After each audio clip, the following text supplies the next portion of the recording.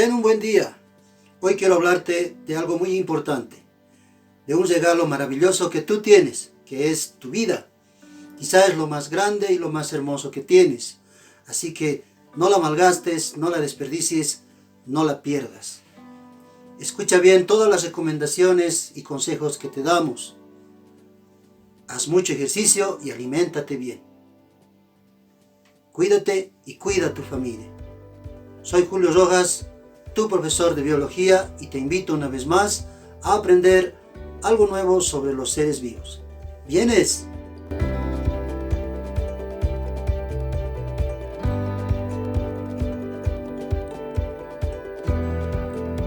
Reproducción en los seres vivos. Recordemos que la reproducción es la función mediante la cual los seres vivos son capaces de dar origen a uno o a varios seres semejantes. Ciclo biológico de las plantas y su alternancia de generaciones. Se denomina ciclo biológico al tiempo de vida que tiene todo ser vivo, desde que nace hasta que muere. Durante este ciclo, los seres vivos crecen y se reproducen. El ciclo de vida de los vegetales se caracteriza porque se realiza en dos fases, una fase asexual o diploide y otra sexual o haploide. Estas dos fases se alternan sucesivamente durante la vida de la planta, razón por la cual se habla de una alternancia de generaciones diferentes. Los vegetales presentan las dos formas de reproducción que conocemos, la reproducción asexual y la reproducción sexual. La reproducción asexual la presentan los vegetales unicelulares, que tienen las formas más simples de división celular, como la bipartición, la gemación y la esporulación, procesos que ya lo hemos estudiado. En los vegetales pluricelulares encontramos dos formas de reproducción asexual, la reproducción por esporas y la reproducción vegetativa. La reproducción por esporas consiste en que un individuo es capaz de producir asexualmente células especializadas denominadas esporas, cuya función es la de originar un nuevo individuo, una nueva planta. La reproducción vegetativa se llama así al proceso por el cual se desarrollan nuevas plantas a partir de algún fragmento de ellas, diferente de la semilla. Sus principales variedades son la reproducción por tubérculos, la reproducción por bulbos, por rizoma, por estaca, por acodo o por injerto. La reproducción por tubérculos consiste en tallos subterráneos que almacenan nutrientes, por lo general presentan un aspecto voluminoso, como la papa, por ejemplo. En ellos, cada yema u hojo pueden originar una nueva planta. La reproducción por bulbos también consiste en tallos subterráneos cubiertos por varias capas de hojas, ¿sí? Como por ejemplo el ajo o la cebolla. La reproducción por rizoma. Los rizomas son tallos subterráneos que crecen de manera horizontal y que en ciertos lugares presentan yemas, ahí, y a partir de los cuales se origina una nueva planta. Por ejemplo, los lirios y los pastos. La reproducción por estacas consiste en cortar un vástago o una ramita o un pedazo, la cual se la tiene que plantar o sembrar para que ésta retoñe y formar una nueva planta. También tenemos la reproducción por acodo, que consiste en enterrar una rama sin desprenderla de la planta, esperar que esta ramita origine raíces, tallos, hojas y así formar una nueva planta. Finalmente tenemos el injerto, que es el proceso por el cual un vástago de una planta se injerta en el tallo de otra para que ésta se desarrolle. Miren, vemos aquí un vástago que estamos introduciendo en otra planta para que se pueda generar una nueva plantita. Esto se utiliza con el fin de obtener mejores especies, procurando que las desventajas de una planta desaparezcan y aprovechar las propiedades de las plantas donde se va a injertar. Reproducción sexual consiste en la unión de dos células llamadas gametos, uno masculino y otro femenino, proceso que da origen a un cigoto, el cual al desarrollarse se va a convertir en una nueva planta. Los gametos comúnmente provienen de distintos progenitores, aunque también es frecuente la autofecundación entre gametos de un solo progenitor, es decir, de una sola planta. Durante la formación de los gametos ocurre una reducción en el número de cromosomas mediante la meiosis, para que al fusionarse los dos gametos, la nueva planta tenga el número de cromosomas característico de la especie. Existe un gameto mayor o de mayor tamaño, rico en alimentos de reserva, llamado gameto femenino o macrogameto, y otro de menor tamaño, el masculino o microgameto. Si el macrogameto es inmóvil, recibe el nombre de ovocélula u óvulo, y los microgametos móviles se denominan espermatozoides. En este caso, el espermatozoide busca el óvulo para fecundarlo. Reproducción en plantas con semillas. Las plantas con semillas se dividen en dos grupos, las gimnospermas y las angiospermas. Las gimnospermas son plantas que se reproducen por semillas, pero que no dan frutos. A este grupo pertenecen las plantas coníferas o los árboles coníferos, como por ejemplo los pinos. Tenemos acá. Reciben el nombre de coníferas porque sus órganos sexuales se encuentran en conos o estróbilos. Acá vemos los conos masculinos que se sitúan en las partes altas de la planta, formando racimos, y los conos femeninos en las partes bajas de la planta, que están aislados o separados. ¿Cómo sucede el proceso de la reproducción? Los granos de polen salen de los conos masculinos y son transportados por el viento hacia los conos femeninos, que pueden ser de una misma planta para producirse una autofecundación o pueden dirigirse hacia los conos femeninos de otra planta. Una vez que el polen ha ingresado hacia el cono femenino, hacia el óvulo, es fecundado. Como resultado tenemos un cigoto. Este cigoto se desarrolla y va a formar una nueva planta. La reproducción en las angiospermas, que son plantas que se reproducen por semillas y que van a formar frutos, consiste en lo siguiente. El aparato reproductor de estas plantas es la flor. Es importante entonces que conozcamos la estructura de la flor. La flor está formada por 4 envolturas llamadas ciclos florales.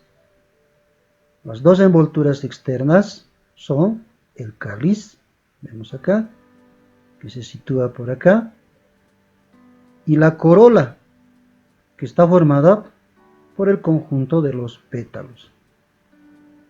Los 2 ciclos florales internos son el androceo, acá, y el gineceo, formado por el pistilo. Los órganos sexuales o reproductores de la flor son el androceo, que es el órgano reproductor masculino, representado por los estambres, y el gineceo, el femenino, representado por el pistilo. El androceo, vemos acá, es decir, un estambre, está formado por un filamento, una antera, con dos abultamientos que se llaman tecas, en donde se encuentran los granos de polen. El gineceo, el pistilo, formado por un ovario, donde se van a encontrar los óvulos, el estilo y el estigma, por donde van a ingresar los granos de polen hacia el ovario. ¿Cómo se produce la fecundación? Los granos de polen, ubicados en los estambres, en las anteras, son liberados y son transportados por un medio físico. Puede ser el viento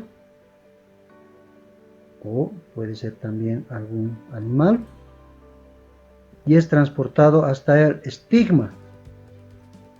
El estigma los recibe, continúa su viaje por el estilo y llega hacia los óvulos que se encuentran en el ovario.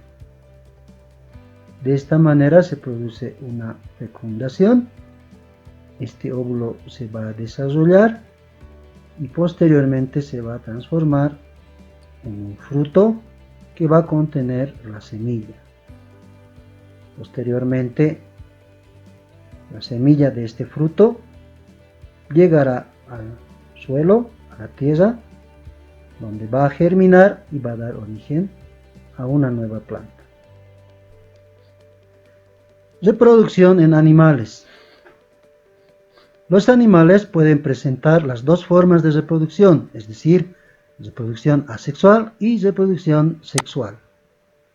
Dentro de la reproducción asexual podemos mencionar a la regeneración, que vemos acá en el ejemplo, cuando un organismo es capaz de regenerar un fragmento de su cuerpo y también que a partir de este fragmento pueda originarse un nuevo organismo.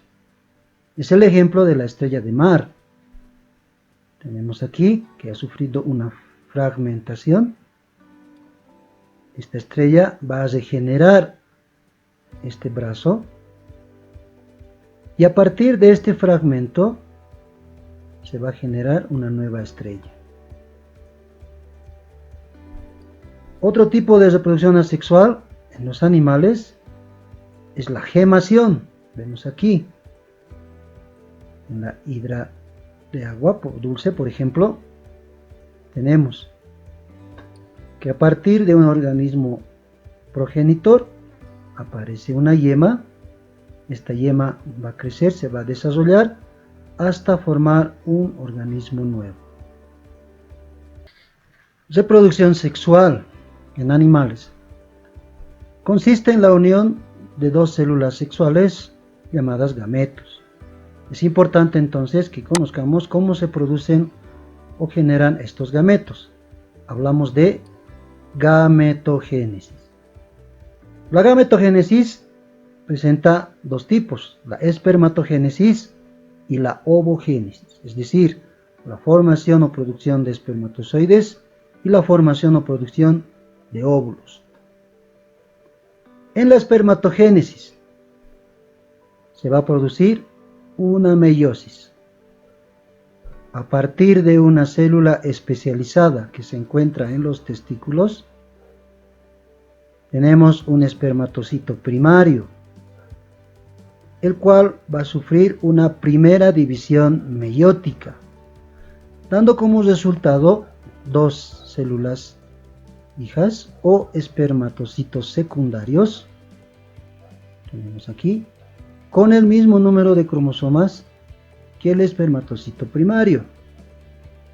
Después se produce una segunda división meiótica que da como origen dos células hijas de esta y de esta célula otras dos células hijas, teniendo como resultado final 4 células hijas con la mitad del número de cromosomas en relación al espermatocito primario.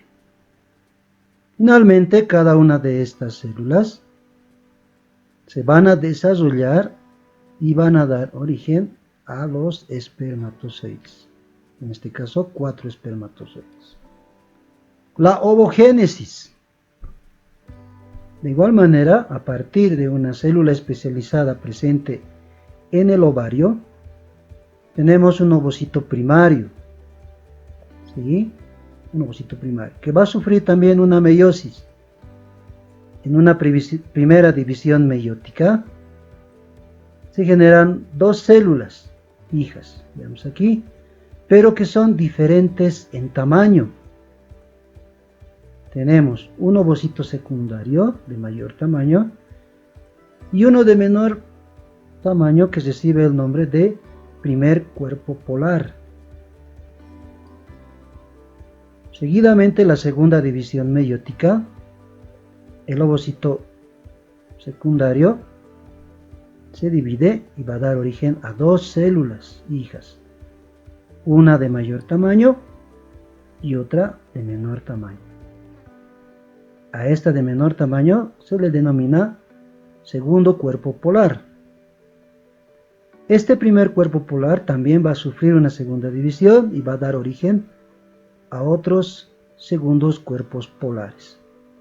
Tenemos como resultado 1, 2, 3, 4 células hijas, una de mayor tamaño que va a dar origen al óvulo y 3 de menor tamaño, cuerpos polares secundarios que se van a degenerar y van a desaparecer.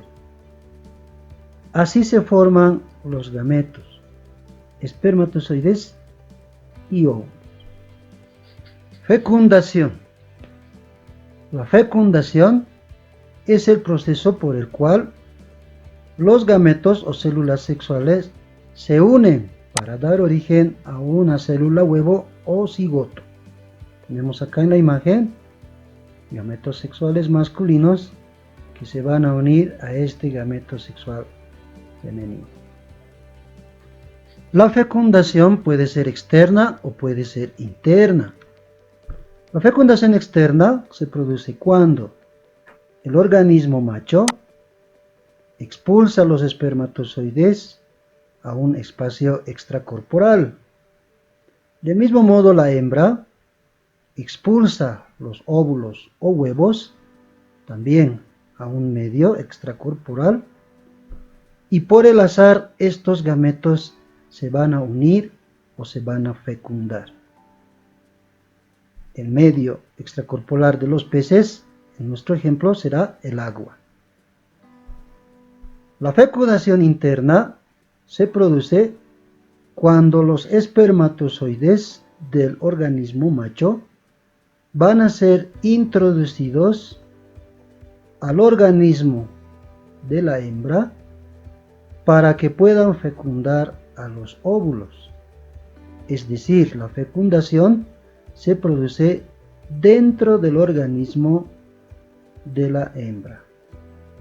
Dimorfismo sexual. Di significa 2, morfismo, forma, y sexual, es decir, 2 formas de sexo.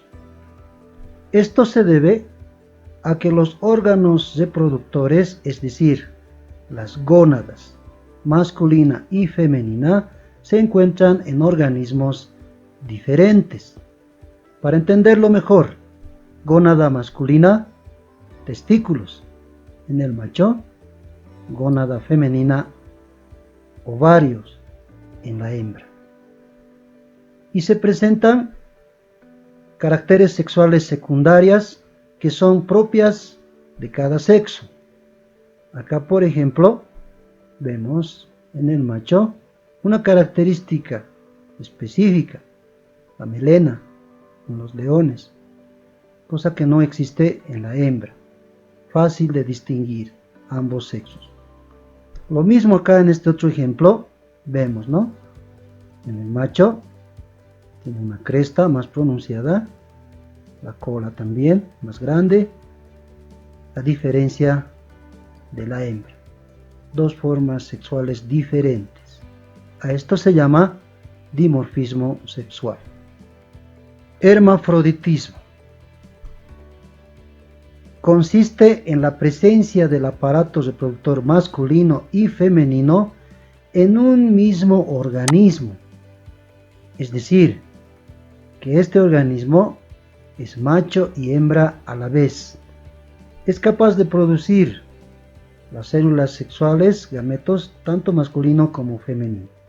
Es el ejemplo, tenemos acá, de los caracoles, que cuando se unen, ambos van a quedar fecundados. Otro ejemplo, el de la estrella de mar y el de la lombriz de tierra. Son organismos hermafroditas. Los animales pueden ser vivíparos, ovíparos u ovovivíparos. Los ovíparos ponen los huevos ya fecundados y una vez depositados en el exterior cumplen su desarrollo embriológico por sí solos o pueden ser incubados o empollados, como decimos en este caso. Los animales vivíparos nacen del vientre de la madre, cuando los huevos son mantenidos dentro del útero de la hembra para su desarrollo, el cual les brinda protección y alimento, hasta el momento del nacimiento. Es el caso, por ejemplo, de los mamíferos. Los animales ovovivíparos se forman dentro de los huevos que están en el interior de la madre, y en el trayecto del útero, el cascarón se va rompiendo y nacen directamente de la madre. Luego de la fecundación se produce el desarrollo embrionario, que consiste en la formación de un individuo a partir de una célula huevo llamada cigoto, el cual por numerosas divisiones mitóticas dará origen a otras células para formar tejidos, órganos, aparatos y sistemas de dicho ser. Este desarrollo embrionario se produce en 4 etapas, que son la segmentación, la blastulación, la gastrulación y la diferenciación y el crecimiento. La segmentación o morulación consiste en lo siguiente.